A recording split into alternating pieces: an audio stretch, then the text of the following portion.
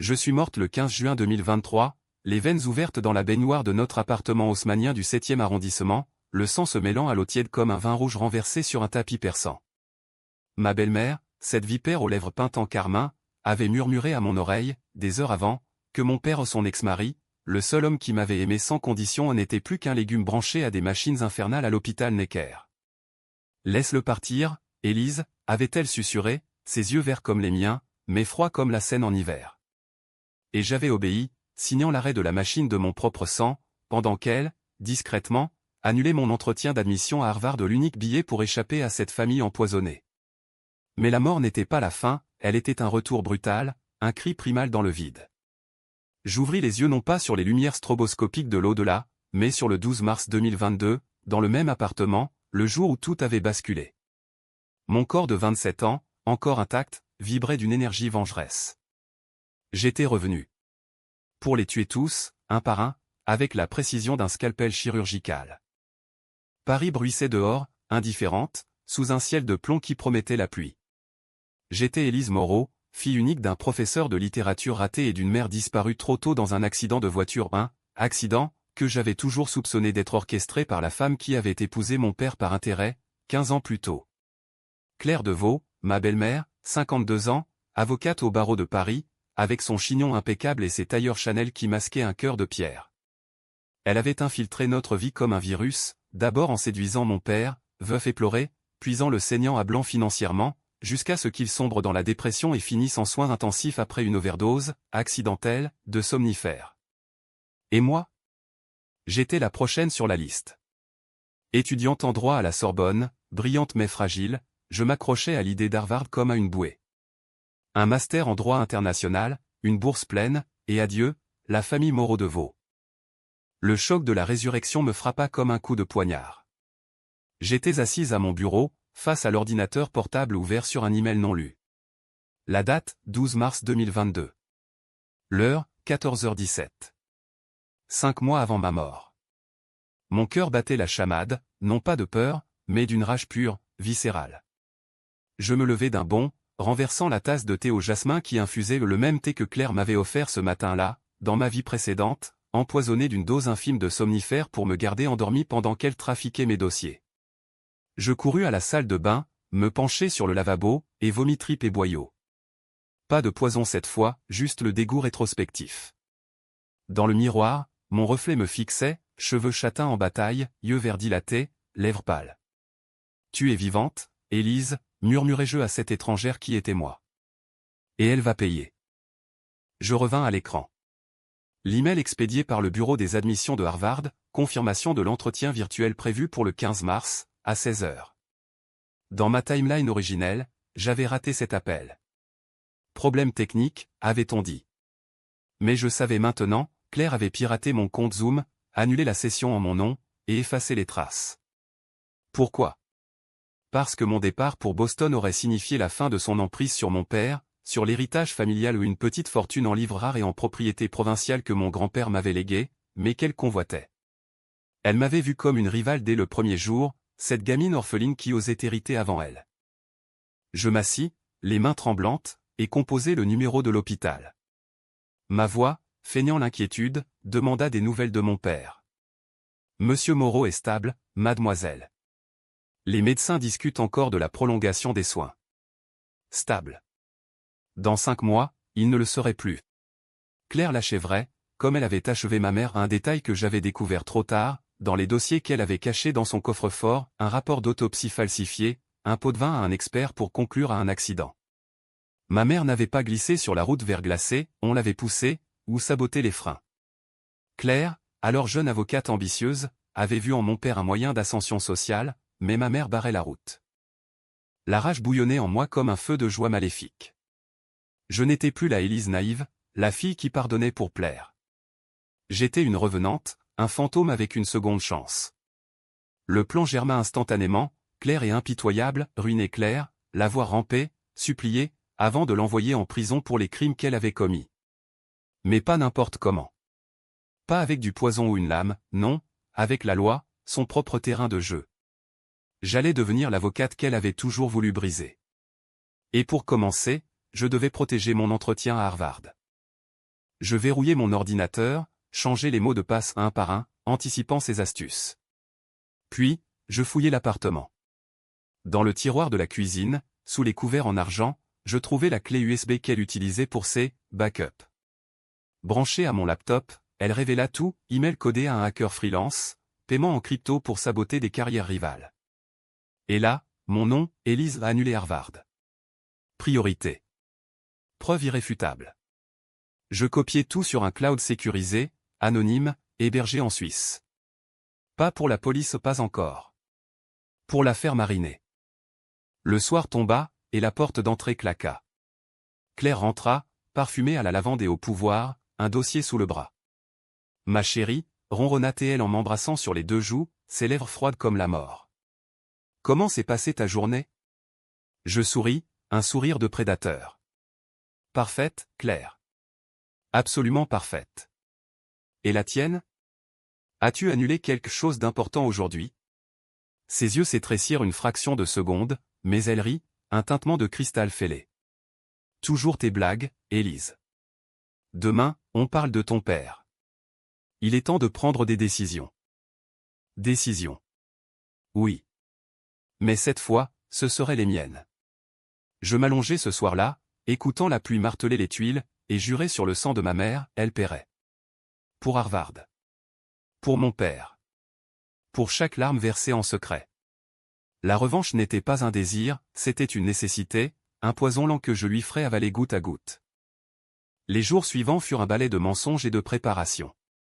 J'assistais à mes cours à la Sorbonne comme si de rien n'était, mais la nuit, je devenais une ombre.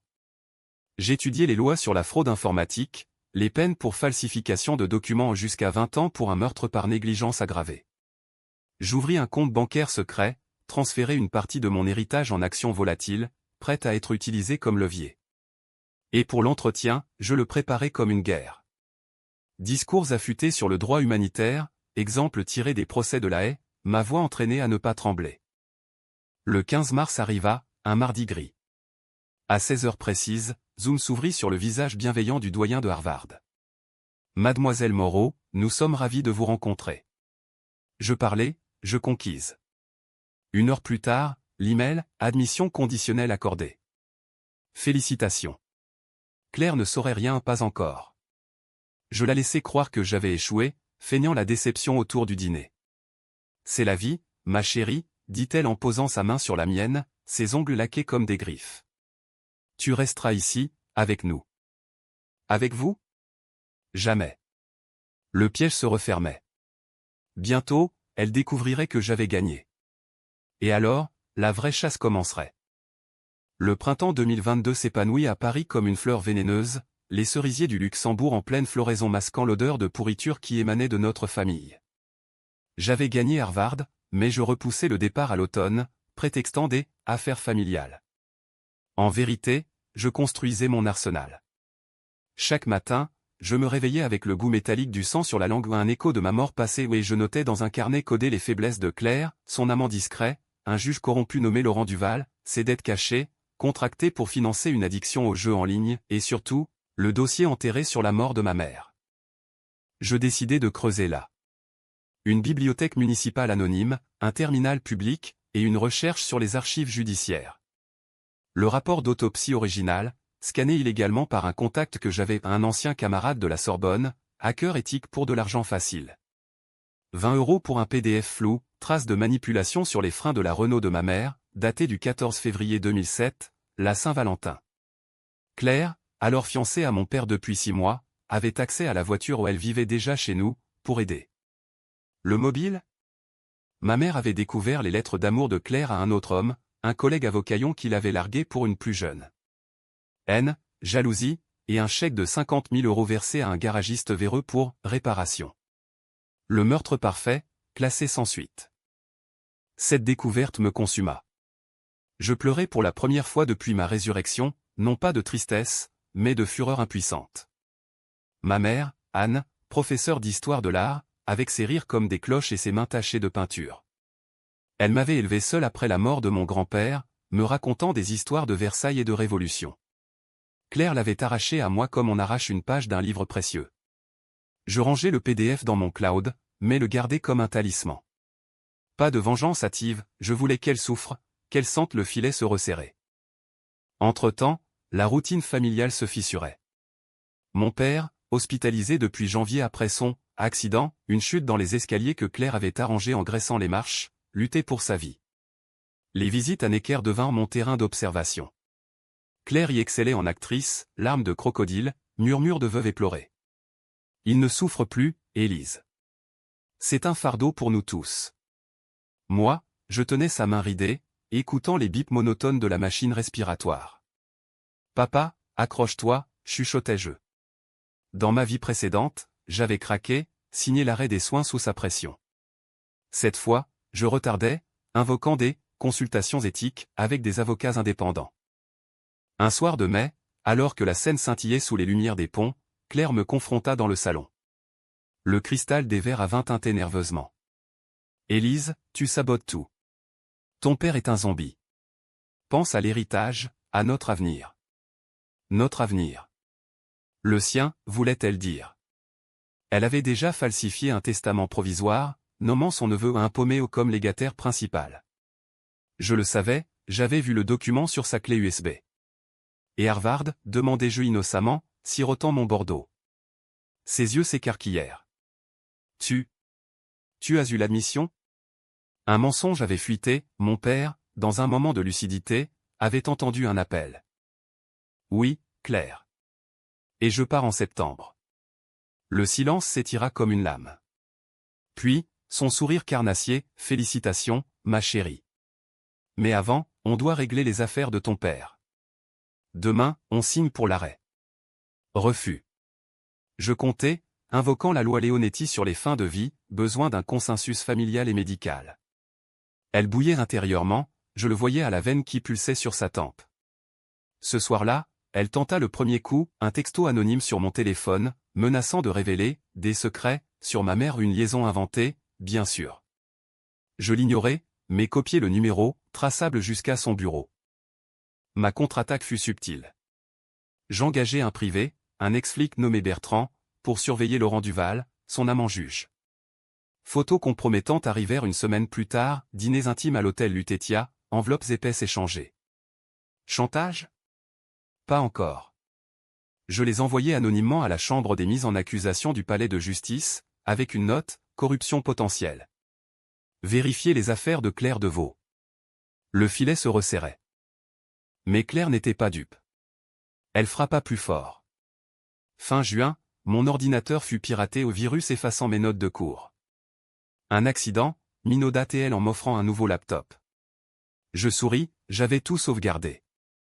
Pire, elle contacta l'université, insinuant que j'étais instable, sujette à des crises. Un prof me convoqua, Élise, des rumeurs. Je pleurais, jouant la victime, et retournai l'accusation, c'est ma belle-mère, elle est jalouse. Graine semée. L'été s'annonçait orageux. Je visitais mon père seul, lui glissant à l'oreille, je sais tout, papa. Tiens bon. Ses paupières frémirent signe de conscience. Claire arriva plus tard, furieuse. Tu le tourmentes. Accusation mutuelle. La tension culmina lors d'un dîner familial forcé, avec son fils d'un précédent mariage, un raté nommé Thibaut, convié pour unir la famille. Vin rouge, fromages affinés, et venin pur. Thibaut, 30 ans, chômeur chronique, lorgnait mon héritage. Tati Claire dit que tu pars aux States, cousine. Dommage pour papa. Je ris, un rire tranchant. Oui, Thibaut. Et toi, toujours en train de quémander. Claire pâlit. Le soir, seul, je reçus un appel anonyme, laisse ton père partir, ou Harvard sautera. Vraiment, cette fois. Sa voix, déformée, mais reconnaissable. Je raccrochai, le cœur battant. La guerre était déclarée. Pourtant, une faille en moi, la culpabilité. Étais-je devenu comme elle? Manipulatrice, froide? Non. C'était justice. Ma mère méritait ça. Mon père aussi. Et Harvard n'était que le début, un tremplin pour exposer ses crimes au monde. Août apporta la chaleur suffocante. Je préparais mon départ, vendant discrètement des bijoux familiaux pour financer Bertrand. Il livra, preuve de l'addiction de Claire au poker en ligne, dette de 200 000 € chez un usurier. Un appel à l'usurier, anonyme, Claire Deveau est en faillite. Pressez-la. Les créanciers la harcèleraient bientôt. Mais le twist personnel vint, en fouillant son bureau, je trouvai une lettre jaunie. Adressée à ma mère, non envoyée, tu as tout pris. Ton tour viendra. Haine viscérale. Claire n'était pas juste ambitieuse, elle était monstrueuse. La nuit avant mon vol pour Boston, elle tenta l'ultime, empoisonner montée du matin. Je feignis de boire, puis vomis en secret. Appel aux urgences, empoisonnement. Ambulance, analyse, résidu de belladone. Son visage, vu de la civière, terreur pure. Élise. Non. Première victoire. Mais la guerre continuait. De l'autre côté de l'Atlantique, je veillerais. Boston en septembre 2022 était un choc, gratte-ciel d'acier contre les tours gothiques de la Sorbonne, accent Yankees contre le roulement des airs. Harvard m'accueillit comme une reine déchue aux bourses, séminaire sur le droit pénal international, et une chambre au bord de la Charles River. Mais sous la surface, j'étais un volcan. Chaque cours sur la justice restaurative me rappelait Claire, avocate impitoyable, experte en plaidoirie larmoyante pour faire acquitter les riches. J'étudiais le jour, la nuit, je tissais ma toile depuis un VPN parisien. Les nouvelles de France arrivaient par bribes. L'empoisonnement avait fait scandale local, article dans Le Monde, fille d'avocat empoisonnée par sa belle-mère. Claire niait, bien sûr, invoquant un malentendu culinaire. Mais les analyses parlaient, belladone, trace infime mais détectable. Enquête ouverte, son cabinet suspendu temporairement. Mon père? Toujours en vie, grâce à mes injections judiciaires, une requête en urgence pour un second avis médical, gagné par un allié à la cour d'appel. Je ris seul dans ma chambre, un rire hystérique. Thibaut, le neveu, m'appelait, cousine, c'est la folie. Tati est innocente. Innocente. Je l'enregistrai, ajouté à mon dossier. Bertrand, mon privé, envoyait des updates hebdo, Claire harcelée par les créanciers, vendant des bijoux pour payer. Son amant, Duval, sous investigation pour corruption, mes photos avaient porté fruit. Un juge honnête avait rouvert le dossier de ma mère, suspectant une connexion. Mais la distance aiguisait la lame. Des doutes me rongeaient, et si je détruisais des innocents? Thibaut était un idiot, pas un monstre. Mon père, s'il survivait, verrait en moi une parricide morale. Non. Claire était le cancer, le bistouri. Je contactai un journaliste freelance, une femme nommée Sophie Laurent, spécialisée dans les scandales familiaux. Emails anonymes, extraits de la clé USB, le PDF de l'autopsie. Intéressé par une histoire de meurtre impuni? Sa réponse, rendez-vous à Paris pour Noël. Parfait. Je planifiais, retour discret, confrontation finale. Mais Harvard n'était pas qu'un alibi, c'était ma forge. J'excellais, noté pour un mémoire sur la manipulation judiciaire dans les affaires familiales. Mon prof, une Italienne assez renommée Rossi, me conseilla, la vengeance est un plat froid, Élise. Mais la justice est brûlante. Choisis. Je choisis les deux.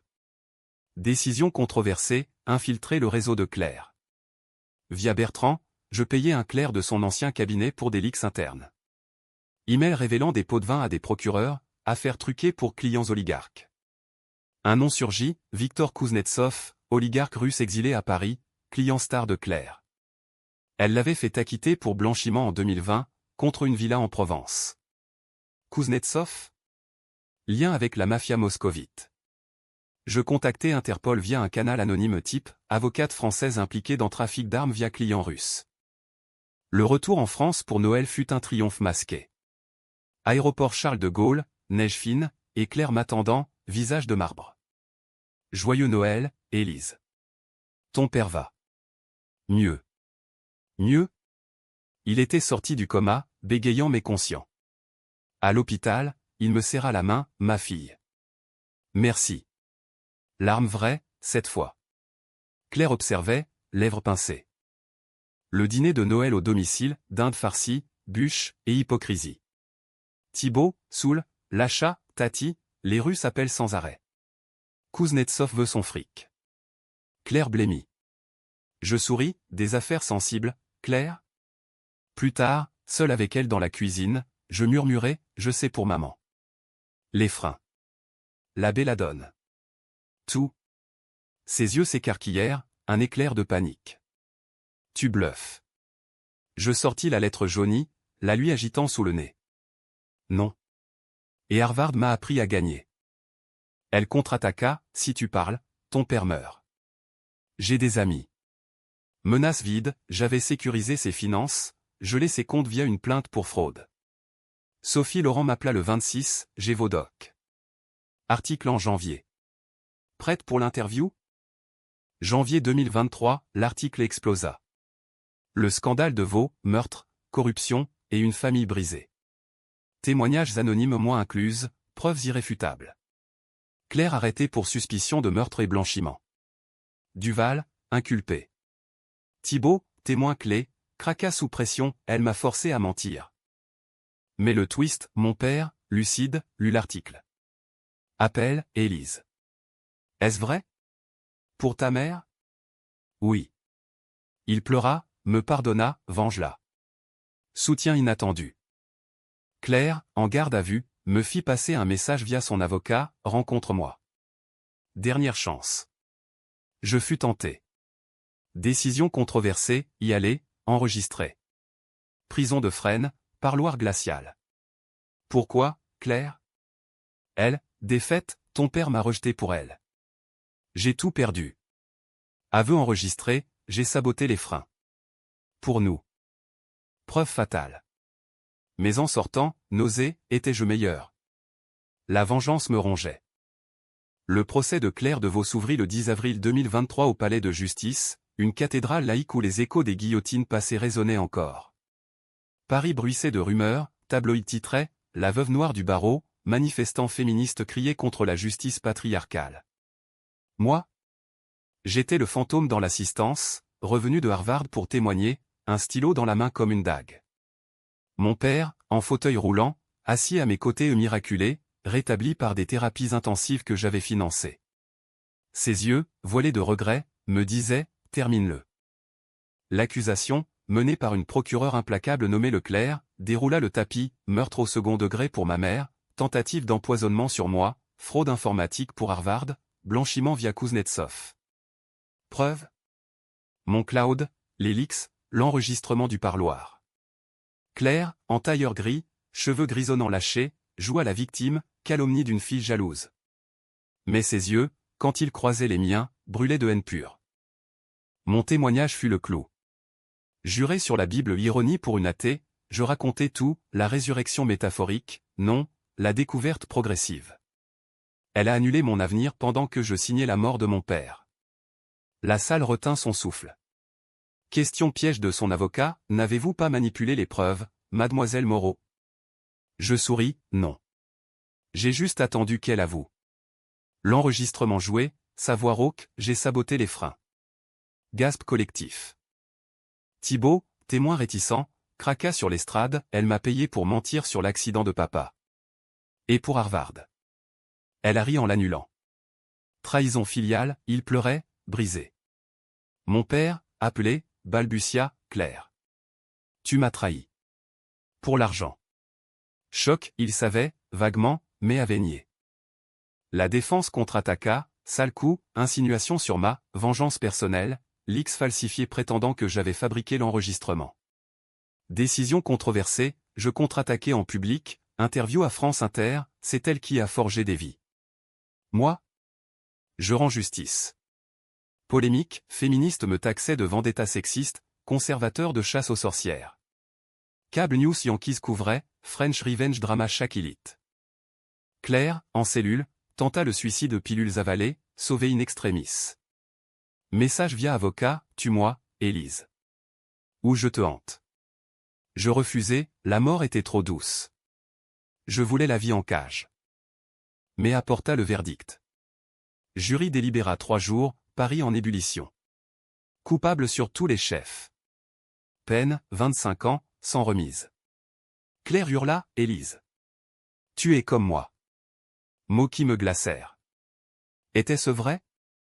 Ma vengeance avait détruit, Thibault interné pour dépression, mon père relapse en alcool, notre nom souillé. Twist, en sortant du tribunal, Sophie Laurent m'approcha, un dernier secret. Claire a écrit une confession complète. Pour toi. Lettre remise, aveu détaillé, mais une bombe où elle avait un enfant illégitime, une fille de 10 ans, cachée en Suisse. Ma demi-sœur? Non, fruit d'une liaison avec Duval, élevée en secret. Protège-la, Élise. Ou tu seras maudite. Choc. Vengeance empoisonnée par l'innocence. Je volais en Suisse, trouvais la petite, Amélie, yeux verts comme les nôtres. Ta maman est partie, mentis-je. Je l'adoptais, en secret, finançant son éducation. Ironie, je sauvais ce que Claire avait détruit. De retour à Paris, mon père mourut paisiblement, en juin pas le 15, mais le 20, entouré. Merci, ma fille. Enterrement intime, je pleurais pour de bon. Harvard m'attendait, mais changé. Mon mémoire devint thèse, la vengeance comme justice, limites éthiques. Polémique, mais acclamé. Pourtant, la nuit, des rêves, clairs riants, tu et moi. Était-ce victoire? L'été 2023 fut un purgatoire doré. De retour à Harvard pour mon master, je marchais les couloirs de briques rouges sous un ciel américain implacable, mais mon esprit vagabondait vers Paris, vers la cellule de Claire à Fleury-Mérogis. Les journaux laissaient des miettes, avocate déchue conteste en appel. Elle lutta, bien sûr, avec des avocats plus rusés que le sien. Mon nom, traîné dans la boue, pétition en ligne pour ma manipulation. Décision controversée, je publiai un livre, Les chaînes invisibles, anonyme au début, puis revendiqué. Best-seller en France, traduit en anglais. Revenu? Pour Amélie, la petite sœur secrète, en pensionnat suisse, ignorant son lignage maudit. C'était ma twist finale, rédemption par l'ombre. Claire avait voulu me briser, je sauvais son sang. Visite mensuelle à Amélie, sous faux nom, tante Élise. Ses rires, ses questions sur les étoiles ou échos de ma mère. Pourquoi maman ne vient pas? Elle est en voyage. Mensonge pieux. En France, l'appel de Claire capota en octobre. Témoin retourné, preuves irréfutables. Peine confirmée. Elle m'écrivit, tu as gagné. Mais la machine continue de tourner. Allusion à mon père, à la mort que j'avais retardée. Culpabilité lancinante. Décembre, Noël à Boston, seul avec des collègues. Email de Thibault, réhabilité, merci, cousine. Sans toi, j'étais perdu. Guérison partielle. Mais le vrai climax vint en janvier 2024. Interpol arrêta Kuznetsov, Claire extradée comme complice. Procès international à La Haye. Je témoignais, via visio, en tailleur noir. Elle savait pour les armes. Et a pris l'argent. Condamnation, Claire, 10 ans supplémentaires. Vie entière en cage. Sortant de la session, appel, Amélie, 11 ans maintenant. Tante, je veux te voir plus.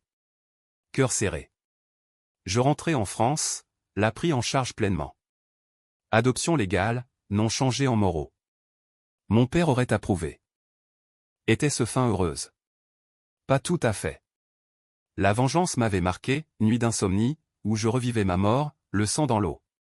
Harvard décerna mon diplôme avec mention, mais je déclinai un poste à Wall Street.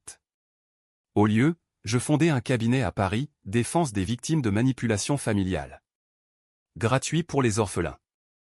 Claire mourut en 2025, cancer fulgurant en prison. Dernière lettre, pardonne-moi. Ou pas. Tu es libre.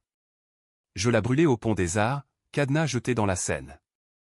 Aujourd'hui, décembre 2025, je marche les quais, Amélie à mes côtés. Raconte-moi une histoire, Élise. Je souris, il était une fois une fille qui est revenue des morts. Et pour la première fois, je crois en la justice pas parfaite, mais mienne.